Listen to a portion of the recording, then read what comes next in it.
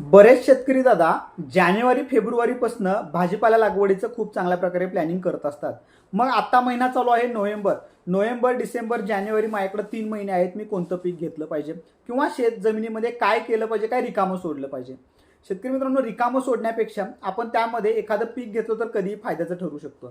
मग त्यामध्ये सगळ्यात महत्त्व, जर का भाजीपाल्यामध्येच काम करणार आहे आपण, मक्का, स्वीट कॉर्न, बेबी कॉर्न, झेंडू, ही 4 पिकं ही खूप महत्त्वाची आहेत आणि चांगल्या प्रकारे त्याचं बेनिफिट आपल्याला पुढच्या पिकासाठी होत असतं.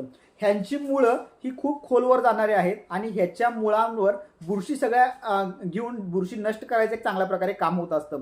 त्याचबरोबर झेंडूमुळे निमॅटोड पण कमी करायचं काम होत असतं. तर ज्या शेतकरी दादांना फेब्रुवारी मार्चपासून भाजीपाल्याचा प्लॅन करायचा आहे आणि आता त्यांच्याकडे वेळ आहे, तर त्यांनी ह्यातलं कोणतंही पीक निवड केलं तर त्याचा 100% त्यांना खूप चांगल्या प्रकारे फायदा होणार आहे. ह्यातनं हे पिकं निवडत असताना, काम करत असताना ह्यातून प्रॉफिट होईल ह्याचा विचार करण्यापेक्षा ह्यातनं जेवढ्याच तेवढं जरी पैसे झाले, थोडंफार जरी प्रॉफिट झालं, तरी येणाऱ्या पुढच्या पिकाला जमीन खूप चांगल्या प्रकारे डेव्हलप होऊ शकते आपल्याला आणि पुढे येणारे प्रॉब्लेम्स हे 100% कमी होऊ शकतात. आता बऱ्याच शेतकऱ्यांना वाटतं की मका घेतलं तर आपल्या जमिनीमधला कस जाईल आणि परत पुढे होईल. तर तुम्ही जेवढं स्वीट कॉर्न, बेबी कॉर्न, मका लावणार आहे, तर तेवढ्या पटीत त्याला खाद्य जरी दिलं आपण खायला तरी चालू शकतात. किंवा छोटं पीक तुम्हाला लावायचं आहे सगळ्यात सोपं, तर त्यामध्ये बीट लावू शकतो आपण, कोथिंबीर लावू शकतो, पालक लावू शकतो किंवा भोपळा लावला तरी चालू शकतो आपल्याला.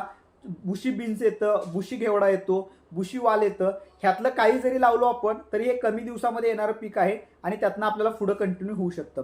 किंवा सगळ्यात बेस्ट, तुम्ही गहू लावला, हरभरा लावला तरी चालू शकतात. पण आपल्याला सोयीस्कर पुढं जाऊन पटकन रान डेव्हलप करावं लागेल आणि ज्या वेळेला आपण गहू, सोयाबीन हे लावतो तर परत ते जमिनीमध्ये औषध आपण परत गाडत असतो. त्याच्यामुळं परत आणि तिथं पुढं आपल्याला बुरशीसारखा प्रॉब्लेम येऊ नये ह्यासाठी अशी पिकं लावा की ज्याचा पुढं आपल्या पिकाला त्रास होणार नाही आणि त्याचा 100% बेनिफिट हे होऊन जाईल.